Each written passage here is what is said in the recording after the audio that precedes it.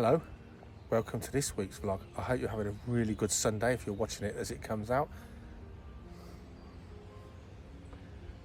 Mine, Auntie Diane have been up and have had a bit of a clear out in the wildlife pond. Took a lot of that duckweed off the top and such like, and the pond looks about 10 times bigger now. We found dragonfly larvae and smooth newts in there. And we've even got some frog tadpoles in here as well, so it's doing okay, it's going well. And what was the desert around the outside, which I said in previous vlogs makes it really difficult for amphibians that leave or enter the pond, we're now getting a bit of a corridor here of undergrowth, which is important. It's a damp refuge, and it's also away from prying eyes if you're a newt leaving the water to get to live on your land stage of your life. If you're out in the open day or night, someone's going to try and eat you for sure. So this is looking bald, of course, because thanks to Malcolm for sorting out the nettles. I haven't got anything against nettles. We've got some lovely patches of nettles here in the sunshine where they're most likely to attract butterfly larvae, tortoise shells and such like. But that's work in progress. This is fine. And those elderflower bushes, elderberry bushes, they're going to be reduced down again. Too many, too much starving of the light around there. We've got enough shade from these guys. Enjoy the rest of the vlog. I hope your week's been as fun, as interesting as mine has. Oh, very quickly, Amy, I have to say, you look positively gorgeous this evening. And but she knows there's going to be stuff hidden in here, so she's going bonkers. And then she's never bite anybody, you know? No, she's ever so gentle. Taxi. Just playing up. Having nice. Let's see, I like that. Did you bake the egg itself in it? Yeah. What's the right stem of the food? Is it Cat food? right. That's what the hedgehogs like as well. No bad She influence. obviously likes the chicken balls. What's that called? The cat food. I can't remember what the name. Can you remember what the name of it is? I use IAMS, I think, for the hedgehog. I think, I'm not sure now I've said that. Who just wants to sort of smell it? I used to feed them on cat food, and when I got it, it was all sloppy again. I can't seem to get that. I just get the dried now. It's just so much nicer to work with. We'll get ready for the...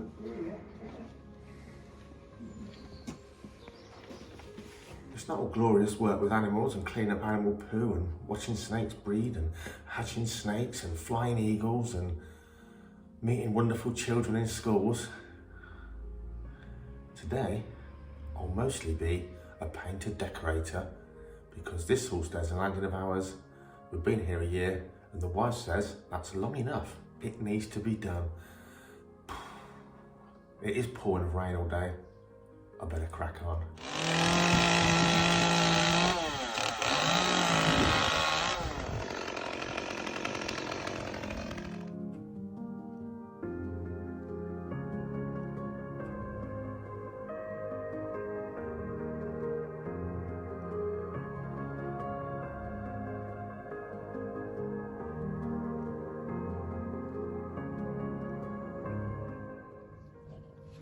I'm not a big fan of anything with tails, but there's something really cute about rat noses.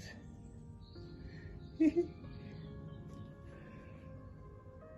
can see this little chap only has one eye, so there's no eye on this side.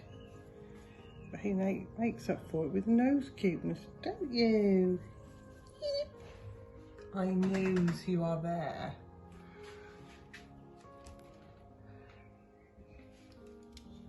Hello. Neil. I knows it. I'm going to come and feed you in just a minute. I am. You have a wash and I'll see you in a minute.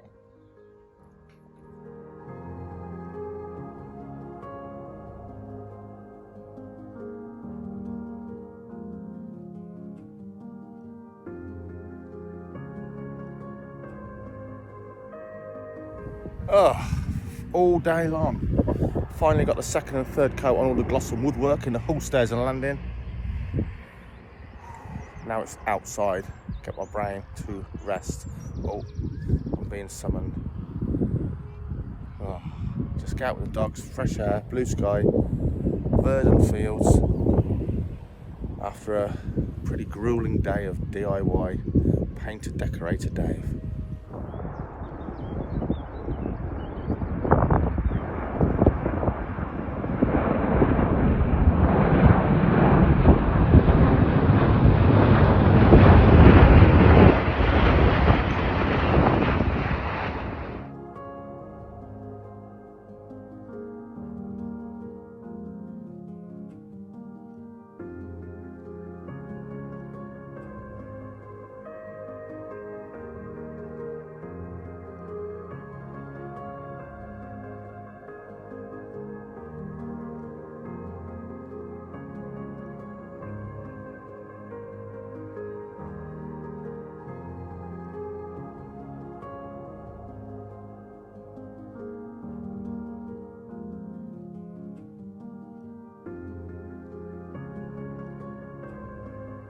So a couple of days ago, we went off to Hagley, to the Falconry Centre, Hagley, which is where Wurzel, my bald eagle, was hatched and reared by the owner, if you like, Andrew Plant. Great guy.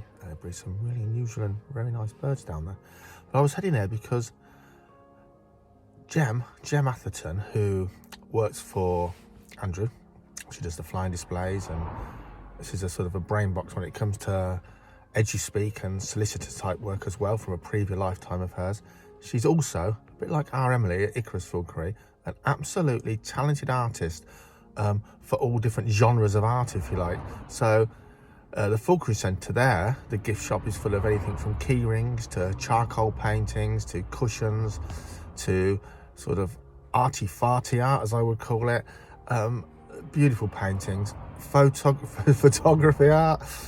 And she also makes wonderful stained glass windows, and all different ones with barn owls and birds of prey, but commissions as well. A few years ago, I did a commission of one of Jackie's dogs, one of her Bedlington Terriers, which she absolutely loves. And this time, I went for an interior window in our sort of new house, our new old house. And the brief was, it's got to have bluebells, dragonflies, fly agaric, and peacock butterflies, and either alliums or dandelion clocks. And she's produced this lovely, wonderful bit of art, and I ended up buying another picture as well. But the good thing was, Jackie's never been to the Falconry Centre in Hagley, and I said, we'll go out for the day, and while we're out, I want to head up and pick up one of your this is a birthday present from April, so it's weeks ago. I just haven't had time to pick one of these presents up for Jackie. I said, we'll pick up your present, and we're driving along, and I said, oh, there's a garden centre there. So we nip in. She says, oh, look, it's got a Falconry Centre. So we have a look at that, have a bit of a nose. Oh, yeah, come on, let's go have a look. So it was a complete surprise. She didn't know we were going there. It wasn't until she saw the stained glass windows for sale, or actually in the Falconry Centre, the penny dropped, bless her. So yeah, lovely. Have a look anyway. Have a look at some of the videos and just have a little look around. But I'll put a link in the description. Falconry Centre, Hagley. If you're up that way, really nice place to go. Lovely birds, lovely staff, absolutely beautifully lovely staff, generous, kind, all of them to a fault, to be quite honest. So take a look there and enjoy this bit of footage. Right. Is that what we come for? It might be. You can see why that would be a bit of an issue for us here. Now, one of the things that makes the Harris so popular for our kind of work, only this one, our native tawny owl, makes that distinctive tweet-twoo noise. And some people do seem to think that the tweet is one owl calling and the twoo is another owl answering, or that one's the male and one's the female. That is not twoo either. Thanks, I've practiced that. We've actually got two tawny owls.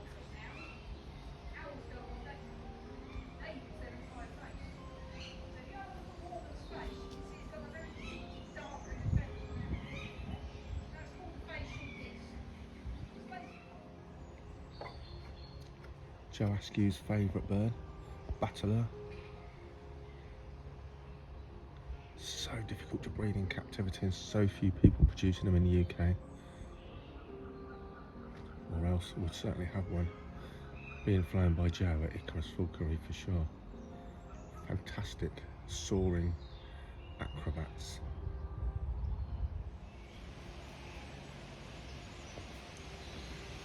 You've heard of COVID?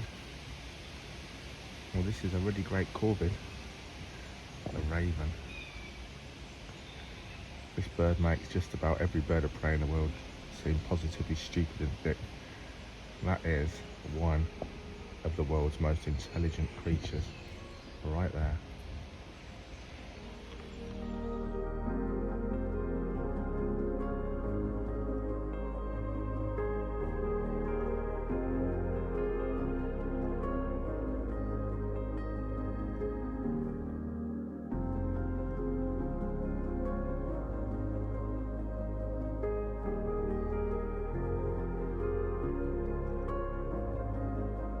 Now today I've been to a school down in Southampton, so it's about 130 odd miles from our village near Northampton, talking about should zoos exist. So I'm going to talk different animals to tie into that topic without trying to seem too biased, but certainly give a few pointers of the good that zoos do and why we keep animals in captivity and then the positivity around that side of things.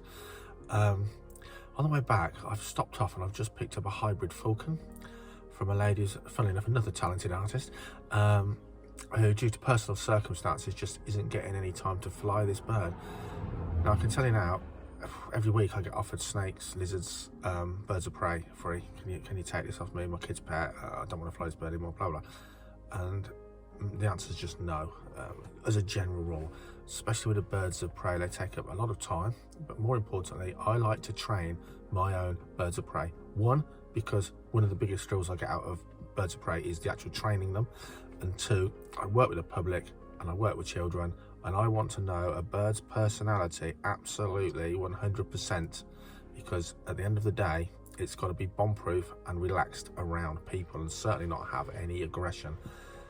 Just like rehoming a dog, you do not know if that dog is friendly just because it seems friendly when you rehome it. It might be weeks, it might be months, but when these animals find their feet and feel totally relaxed in their environment, they can actually show their true colours. So only last week actually I was asked if I wanted someone's second-hand falcon, and I said no, I don't, thank you very much. But yeah, sometimes this is actually more about just helping the lady out than it is the bird, to be quite honest. She's a really lovely lady. We all, in times of our life, have circumstances that occur outside our control, for the worse, if you like, and sometimes you've got to get through a bit of your life, and sometimes having too many animals around that you can deal with perfectly, it becomes a problem, and then it's a problem for the animals. So I'll keep you posted on this falcon. She's a lovely little thing.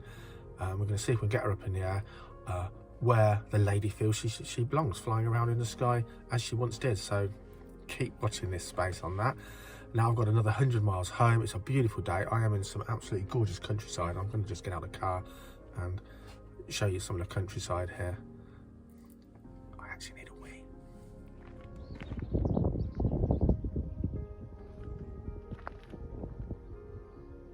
Look, this is interesting. Quick. Looks like they've netted the hedge to stop birds getting in before they start chopping down the hedge and things for breeding. But it looks like it could be spider webs. Look at these caterpillars. I'm embarrassed to say I've actually forgotten the name of the species, and I do know it.